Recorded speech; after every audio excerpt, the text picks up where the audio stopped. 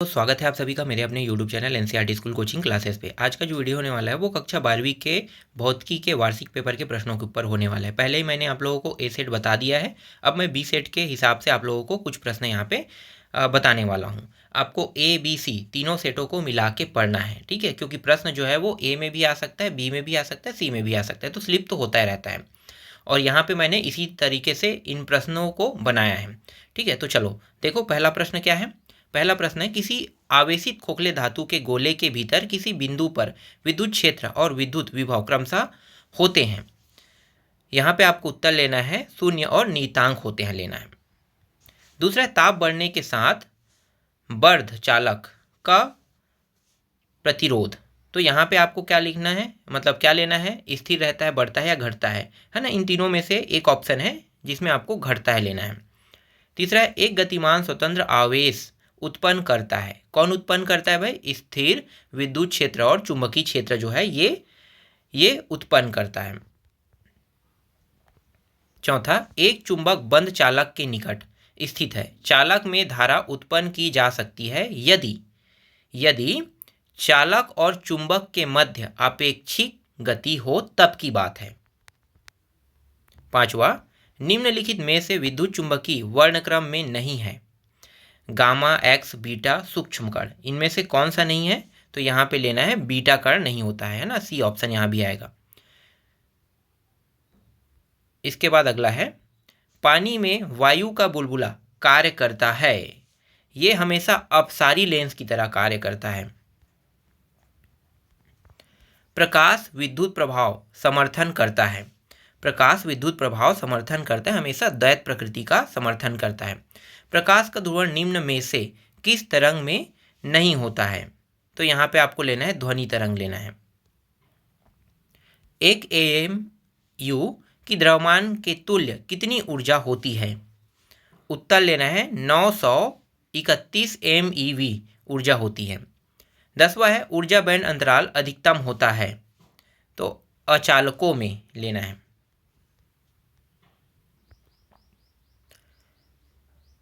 बिंदु आवेश Q के कारण R दूरी पर विद्युत क्षेत्र तो विद्युत क्षेत्र जो होता है वो यहाँ पे होगा R दूरी पर E अनुक्रमानुपाती 1/R का वर्ग लेना है। दूसरा है, निम्न में से किसका प्रतिरोधकता ताप गुणांक एल्फा, जिसे हम ऋणात्मक नहीं है अर्थात धनात्मक होता है? तो यहाँ पे आपको लेना है डी लेना है धातुओं का। तीसरा, क्यूरी ताप ऐसा ताप होता है जिसके ऊपर लौह चुंबकीय पदार्थ अनुचुंबकीय हो जाता है। प्रत्यावर्ती धारा कौन सा प्रभाव प्रदर्शित करता है? चौथा सी, ऊष्मीय प्रभाव। और रक्त किरणों का संसूचक किया जाता है नैनोमीटर द्वारा। प्रकाशिक तंतु किस घटना पर कार्य करता है? तो ये कार्य करता है प्रकाश का पूर्ण आंतरिक परावर्तन। सातवां, यदि किसी उभयोत्तल लेंस या उभयावत्तल लेंस भी से बोलते हैं को जिसके दोनों पृष्ठों की वक्रता त्रिज्या बराबर है, मुख्य अक्ष के लंबवत पृष्ठ द्वारा सममित रूप से काटे, तो प्राप्त लेंस की फोकस दूरी मूल लेंस की फोकस दूरी के क्या होगी? तो ये दुगनी हो जाएगी। निम्नलिखित कण समान वेग से गतिमान है। किस कण की ड्रीब ब्रागली तरंगदैर्घ्य अधिकतम होता है? तो यहाँ पे इलेक्ट्रॉन लेना है। निम्न में से कौन सा युग्म सम न्यूट्रॉनिक है? तो यहाँ पे आपको ए को लेना है, सिलिकॉन और जर्मेनियम वाला, ठीक है। यहाँ पे 74 34 दिया है, 31 और 71 दिया हुआ है। 10वां, ताप बढ़ने पर चालक व अर्धचालक का विशिष्ट प्रतिरोध क्रमशः बढ़ेगा, है ना, या घटेगा? तो यहाँ पे यही सी लेना है, बढ़ेगा या घटेगा। इसके बाद देखो, एक आवेश Q घन के एक कोने पर रखा है। घन के कोने से होकर जाने वाला विद्युत फ्लक्स, ये जो D होता है Q/8ε0, दो समांतर प्लेट जिन पर विपरीत आवेश उपस्थित है उनके पृष्ठ आवेश घनत्व सिग्मा है, इसके मध्य विद्युत क्षेत्र की तीव्रता का मान होता है। यहाँ पे हमें सी लेना है, सिग्मा अपान एप्सिलॉन 0। तीसरा, मीटर सेतु निम्न में से किस सिद्धांत पर कार्य करता है? तो डी लेना है, उपरोक्त सभी, किरचॉफ भी, न्यूटन और व्हीटस्टोन सेतु पर भी ये काम करता है। प्रतिचुंबकीय पदार्थ का चुंबकीय आघूर्ण होता है, 0 होता है। अन्योन प्रेरकत्व का मात्रक है हेनरी। एक्स तरंग से ज्यादा आवृत्ति का तरंग गामा तरंगे है। अपवर्तन की घटना में निम्न में क्या अपवर्तित रहता है? तो यहाँ पे आवृत्ति लेना है। यंग के प्रयोग में यदि प्रकाश की तरंगदैर्घ्य दुगनी कर दी जाए तो फ्रिज की चौड़ाई, तो फ्रिज की जो चौड़ाई है वो दुगनी हो जाएगी। फोटॉन की ऊर्जा hv होता है। 10वां, पीएन संधि डायोड की अग्र अभिनति और पश्च अभिनति की व्यवस्थाओं में डायोड के प्रतिरोध का अनुपात होगा। यहाँ पे 10⁻⁻4 अनुपात 1 होगा। अब अति लघुत्तरीय प्रश्न देख लेते हैं। अति लघुत्तरीय प्रश्न का पहला प्रश्न है, दो बिंदु आवेश Q1 और Q2 के बीच लगने वाले बल की प्रकृति लिखे। यदि Q1 Q2 दोनों से बड़ा कौन है? 0 है।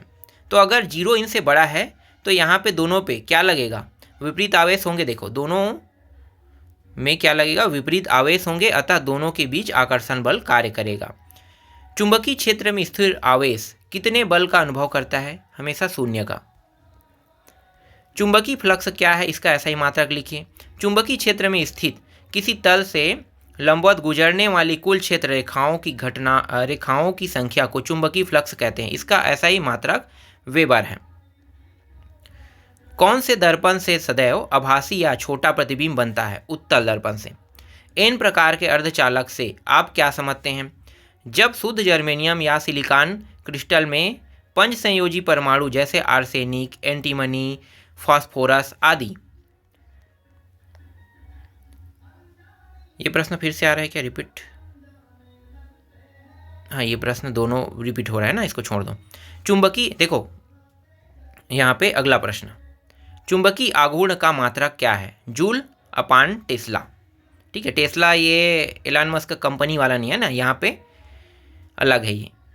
एक पूर्ण चक्र में प्रत्यावर्ती धारा का औसत मान कितना होता है? IAV बराबर 0 होगा। किस रंग के प्रकाश के लिए किसी लेंस की फोकस दूरी सर्वाधिक होती है? लाल रंग के लिए। चालन बैंड तथा संयोजी बैंड में अतिव्यापन किसमें होता है? धातुओं में। दो समांतर धारावाही चालक तारों में परस्पर समान दिशा में धारा प्रवाहित करे तो क्या होगा? तो वे आकर्षण करेंगे। प्रत्यावर्ती धारा का शिखर मान I0 है, इसका वर्ग माध्य मूल मान क्या होगा? वर्ग माध्य मूल मान IRMS बराबर I0 अपान √2। क्या प्रकाश का व्यतिकरण प्रकाश तरंगों की प्रकृति के संबंध में कोई सूचना देता है? नहीं, क्योंकि व्यतिकरण दोनों प्रकार के तरंग में होता है। नाभिकीय अभिक्रिया को पूर्ण कीजिए। तो नाभिकीय अभिक्रिया को जब पूर्ण करेंगे तो देखो यहाँ पे नाइट्रोजन 0 है ना, यहाँ पे नहीं, ये N ये अब संख्याओं को प्रदर्शित कर रहा है, सॉरी। अब ये जो है ये किसको प्रदर्शित कर रहा है? ये नाइट्रोजन के साथ के परमाणु भार कितना है? 14 को प्रदर्शित कर रहा है। तो यहाँ पे ये जो खाली स्थान है यहाँ पे क्या आएगा? तो यहाँ पे आ जाएगा कार्बन के एक रूप, मतलब 6 कार्बन का परमाणु क्रम कितना है? 6। तो 6 और ये 14 को ही लेकर 14 मतलब टोटल बनाएगा। ठीक है, इन ऊपर को ऊपर के साथ जोड़ना है तो कितना हो रहा है? ध्यान दो, 14 1 15 हो रहा है ना। तो हाइड्रोजन के पास 1 आ गया और कार्बन के पास 14 आ गया, तो 15 हुआ कि नहीं? तो इसी तरीके से इसे कैलकुलेट किया जाता है। अगर यहाँ पे 7 है तो देखो नीचे में 6 और यहाँ पे हाइड्रोजन का 1, तो 7 ये भी हो गया। पीएन संधि पर आरोपित उत्क्रम अभिनति में कमी करने पर अवक्षय पर्त की चौड़ाई पर क्या प्रभाव पड़ेगा? अवक्षय पर्त की चौड़ाई घट जाएगी। तो अभी मैं आपको बी सेट में इतने ही प्रश्नों को दे रहा हूँ, और भी प्रश्न थोड़े से आने बाकी है जिनको मैं आपको नेक्स्ट वीडियो में दे दूँगा।